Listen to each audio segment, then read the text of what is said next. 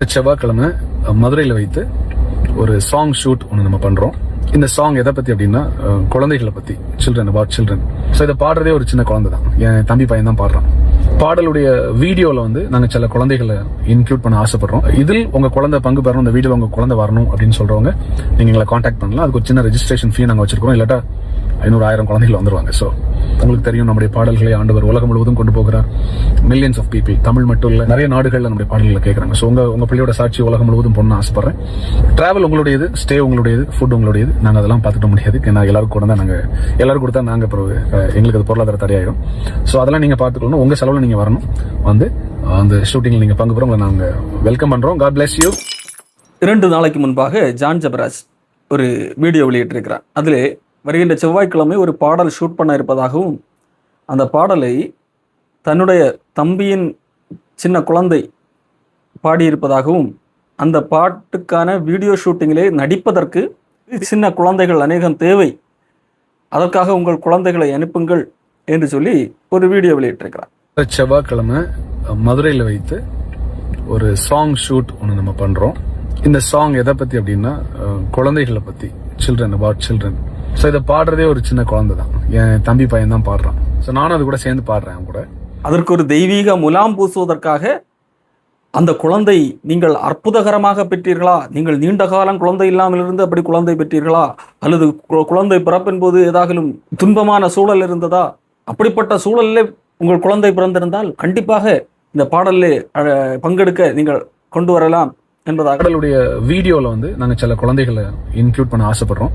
குறிப்பா இதே போல டெஸ்டிமனி சொல்ல, உங்க குழந்தையும் ஒரு அற்புதத்தின் குழந்தை, ஒரு பிரேயர்ல தான் அது ஒரு அற்புதமா பிறந்துச்சு, இல்ல ஆண்டவர் வாக்குத்தத்தம் பண்ணி அநேக ஆண்டுகள் கழித்து கிடைத்த குழந்தை, அந்த பர்த்டே ஒரு ஆச்சரியமான பர்த், ஒரு ஆசீர்வாதமான பர்த், ஆண்டவரால் அது நடந்தது அப்படின்னு சாட்சியுள்ள குழந்தைகள் இருப்பாங்கன்னா நீங்க அந்த வீடியோக்கு எங்க கூட வரலாம். அந்த வீடியோ மதுரையில் வைத்து செவ்வாய்க்கிழமை, டியூஸ்டே. அப்படி அழைப்பு கொடுக்கும்போது அவன் சொல்லுகிற காரியம், என்னுடைய பாட்டெல்லாம் தெரியும் இல்லையா, மில்லியன் கணக்கில் போகும். தமிழ் மட்டுமல்ல, கேரளா, ஆந்திரா, உலகம் முழுக்கும் எல்லா மக்களும் பார்ப்பார்கள். அப்படியானால் இந்த பாடலில் உங்கள் குழந்தை நடித்தால் இந்த உலகம் முழுக்க அவர்கள் பார்ப்பார்கள் என்று சொல்லி ஒரு ஆசையை தூண்டுகின்ற செயலை செய்கிறார். இந்த பாடலில் நீங்க பங்கு பெறலாம். உங்களுக்கு தெரியும், நம்முடைய பாடல்களை ஆண்டவர் உலகம் முழுவதும் கொண்டு போகிறார். மில்லியன்ஸ் ஆஃப் பீப்பிள், தமிழ் மட்டும் இல்ல, மலையாளம், தெலுங்கு, ஹிந்தி, கன்னடம், அப்புறம் நிறைய நாடுகள்ல நம்முடைய பாடல்களை கேட்கறாங்க. ஸோ உங்க பிள்ளையோட சாட்சி உலகம் முழுவதும் பொண்ணு ஆசைப்படுறேன். சரி, அப்படி நடிக்க நீங்கள் கொண்டு வருவீர்கள் என்று சொன்னால் அதற்கான முழு செலவையும் நீங்கள் தான் ஏற்றுக்கொள்ள வேண்டும். டிராவல் உங்களுடையது, ஸ்டே உங்களுடையது, ஃபுட் உங்களுடையது. நாங்க அதெல்லாம் பார்த்துக்க முடியாது. ஏன்னா எல்லாரும் கூட தான் எல்லாரும் கொடுத்தா நாங்க எங்களுக்கு அது பொருளாதார தடையாயிடும். ஸோ அதெல்லாம் நீங்க பார்த்துக்கணும். உங்க செலவுல நீங்க வரணும். அந்த ஷூட்டிங்ல நீங்க பங்கு பெற உங்களை நாங்க வெல்கம் பண்றோம். God bless you. நீங்கள் வருவதற்கான செலவு நீங்கள் ஏற்றுக்கொள்ள வேண்டும். சரி, இங்கே ஷூட்டிங் ஸ்பாட்டுக்கு வந்த பின்பதாக உங்களுக்கு சாப்பாடும் நாங்கள் தர மாட்டோம், அதையும் நீங்கள் தான் அரேஞ்ச் பண்ண வேண்டும் என்றும் சொல்லிக் கொள்கிறான். சரி, மட்டுமல்ல, நீங்கள் உங்கள் குழந்தை இதில் நடிக்க வைக்க வேண்டும் என்றால் நீங்கள் அதற்கு ஒரு ஃபீஸ் கட்ட வேண்டும், ரெஜிஸ்ட்ரேஷன் ஃபீஸ் வேறு கட்ட வேண்டும். குழந்தை வரணும் அப்படின்னு சொல்றவங்க நீங்க எங்களை காண்டாக்ட் பண்ணலாம். அதுக்கு ஒரு சின்ன ரெஜிஸ்ட்ரேஷன் ஃபீ நாங்க வச்சிருக்கிறோம். இல்லாட்டா 500-1000 குழந்தைகள் வந்துருவாங்க. ஸோ இது பேராசை உள்ள, புகழாசை உள்ள மக்களை இழுத்து பணம் சம்பாதிக்கிற ஒரு யுக்தி.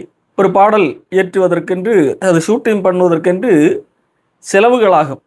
அந்த செலவை அதன் பின்பதாக அது யூடியூப்ல போட்டு பல பிளாட்ஃபார்ம்களில் விற்று அதிக அளவிலே சம்பாதித்துக் கொள்ளுகிறார்கள். இப்போ இந்த பாடல் ஷூட்டிங் பண்ணுவதற்கான செலவை கூட மற்றவர்கள் தலையிலே கட்டுவதற்கான ஒரு யுக்தி. உங்கள் குழந்தைகளை நான் நடிக்க வைக்கிறேன், அதற்கு நீங்கள் ரெஜிஸ்ட்ரேஷன் ஃபீஸ் கொண்டு வாருங்கள் என்று சொல்லி அவர்களை நடிக்க வைக்கிறேன் என்று சொன்னால் என்ன, அவர்கள் பின்னணியிலே ஒரு பேக்ரவுண்ட் டான்சர் போல சின்ன பிள்ளைகள் அங்கங்கே நிற்க வைக்கப்பட்டு ஷூட்டிங் பண்ணுவார்கள். ஒரு நாள் ஷூட்டிங் தான். முக்கியமான ஆர்டிஸ்டாக யார் இருப்பார்? ஜான் ஜபராஜ் மற்றும் அவருடைய தம்பி மகன் என்று சொல்லுகிறார். இதில் இன்னொரு கேள்வி வேறு இருக்கிறது. ஜான் ஜபராஜ் தன்னுடைய தம்பி மகன் இந்த பாடலை பாடுகிறான் என்று சொல்லுகிறான். ஏன் ஜான் ஜபராஜ் தன்னுடைய மகனை வைத்து இந்த பாடலை பாட முடியவில்லை? என் தம்பி பையன் தான் பாடுறான். காரணம், தன்னுடைய மகனை வேண்டாம் என்று சொல்லி தன் கட்டின மனைவியை உதறி தள்ளிவிட்டு கள்ளக்காதலியோடு சுற்றி கொண்டிருக்கிறார். ஆகவே தான் என்னுடைய தம்பியின் மகன் இந்த பாடலை பாடியிருக்கிறான் என்பதாக சொல்லுகிறான். அப்படிப்பட்ட ஒரு அயோக்கியன் இப்படி அழைப்பு கொடுக்கிறான். அந்த அழைப்பை ஏற்று அவனுக்கு கீழாக அநேக கமெண்ட்டுகள், நாங்கள் வருகிறோம், வாழ்த்துக்கள் என்று சொல்லி எல்லாம். அப்போ இவனுடைய அழைப்பை ஏற்று போகிற அந்த பெற்றோர்கள் பிள்ளைகளை இவனுக்கு இடத்துல கூட்டிக் கொண்டு போகிறவர்கள், அந்த ஷூட்டிங்களை நடிக்க வைக்க போகிறவர்கள் இந்த அளவுக்கு கேடுகட்டவர்கள் ஜென்மங்களாக இருப்பார்கள். தங்கள் புகழுக்காக தன்னுடைய பிள்ளை சின்ன குழந்தை மீடியாவிலே வர வேண்டும், ஜான் ஜெபராஜோடு கூட நிற்கிறதை எல்லாரும் பார்க்க வேண்டும் என்கின்ற அல்ப புத்திக்காக ஒரு கேடுகட்ட நபரோடு பழக பாலியல் பொறுக்கி போக்சோ குற்றவாளி அவனுடைய அழைப்பை ஏற்று அவனுக்கிடத்திலே தங்களுடைய பிள்ளைகளை அனுப்புகிறார்கள். பணமும் கொடுத்து பிள்ளையும் கொடுக்கிறார்கள்.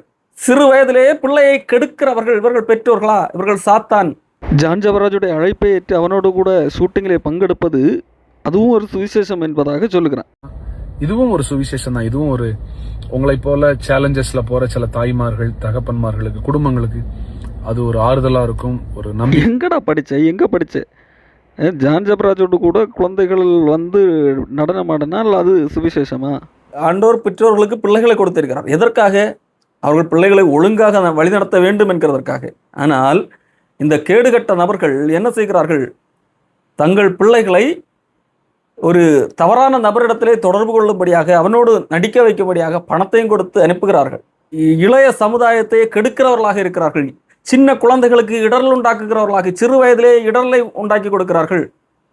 இப்போ ஜான் ஜெபராஜோடு சின்ன வயசுலேயே நடிக்கிற குழந்தை யாருடைய வழிகளை, அடிச்சுவடுகளை பின்பற்றி வளரும்? ஜான் ஜெபராஜுடைய அடிச்சுவடுகளைத்தான் பின்பற்றி வளரும். இப்போ இந்த குழந்தை நாளைக்கு வளர்ந்து ஜான் ஜெபராஜை போல கள்ளக்காதலி எல்லாம் வைத்திருப்பது தவறல்ல என்று சொல்லி ஒரு முடிவெடுக்கும். போக்சோ குற்றவாளி ஆகலாம், தவறல்ல என்று சொல்லி முடிவெடுக்கும்.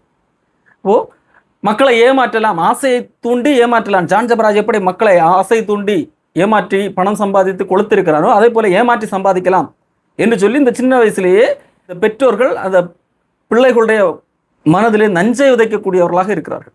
ஏற்பாட்டிலே மீகா என்கின்ற ஒரு தீர்க்கதரிசி இருந்தார். அந்த தீர்க்கதரிசி வாழ்ந்த காலத்திலே ஆண்டவர் அன்றைக்கு வாழ்ந்த மக்களை குறித்து சொன்ன காரியம்தான் இன்றைக்கு இப்படிப்பட்ட நபர்களிடத்திலும் காணப்படுகிறது. மனம் போகிற போக்கின்படி, ஜான் ஜெபராஜை போல மனம் போகிற போக்கின்படி, அவனுடைய மனம் என்ன சொல்லுகிறோ அதன்படி போகிறவனாக இருக்கிறான். அப்படி போய் அபத்தமானதை உரைக்கிற ஒருத்தன் திராட்சரசத்தையும் மதிபானத்தையும் குறித்து நான் உனக்கு பிரசங்கிப்பேன் என்று சொன்னால் அவரே இந்த ஜனத்துக்கு ஏற்ற பிரசங்கியாக இருப்பான் என்று சொல்லி ஆண்டவர் மீகா வழியாக சொன்னான். அதே போலத்தான் இன்றைக்கு மனம் போகிற போக்கின்படி போகிற இந்த ஜான் ஜெபராஜ் இன்னைக்கு மக்களை பார்த்து உங்களுக்கு திராட்சரசம் மதுபானம் எல்லாம் அளவில்லாமல் கிடைக்கும், ஆண்டவர் உங்களை செழிப்பாக வைப்பார், உங்களுக்கு என்னிடத்திலே வந்தால் உங்களுக்கு அதிக பிரபலம் கிடைக்கும், உங்கள் குழந்தைகளை என்னிடத்திலே அனுப்பிவிடுங்கள், என்னுடைய பாடலிலே பங்கெடுத்தால் அது மில்லியன் கணக்கிலே பார்வையாளர்களை எட்டும், உலகம் முழுக்க பார்ப்பார்கள், உங்கள் குழந்தைகள் சின்ன வயதிலே பிரபலமாகலாம் என்று ஆசை காட்டி நீங்கள் அதற்கு ஒரு ரெஜிஸ்ட்ரேஷன் ஃபீஸ் கட்டினால் போதும் என்று சொல்லி பணத்தையும் வேறு வாங்கி கொள்ளுகிறான். இப்படிப்பட்டவனே, இப்படிப்பட்ட அபத்தமானதை பேசுகிறவன், மனம் போகிறபடி போகிறவன், அவன்தான் இந்த ஜனங்களுக்கு ஏற்ற பிரசங்கியாக இருப்பான். தேவனுடைய பிரசங்கி அல்ல, தேவனுடைய ஊழியன் என்று சொல்லி இங்கே ஆண்டவர் சொல்லவில்லை, இந்த ஜனங்களுக்கு ஏற்ற பிரசங்கி. காரணம், இவர்கள் பணம் ஆசை பிடித்தவர்கள், சுயநலக்காரர்கள், புகழ் விரும்பிகள். ஆகவே இப்படிப்பட்ட ஜனங்களுக்கு இந்த ஜான் ஜெபராஜ் ஏற்ற பிரசங்கியாக இருப்பான்.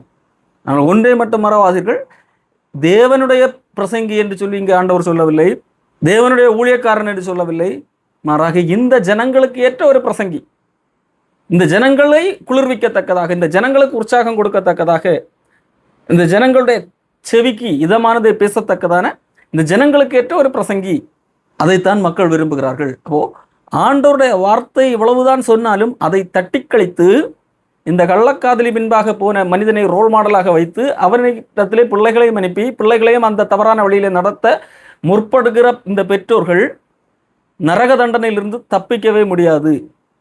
மனம் திரும்பினால் காப்பாற்றப்படுவீர்கள்.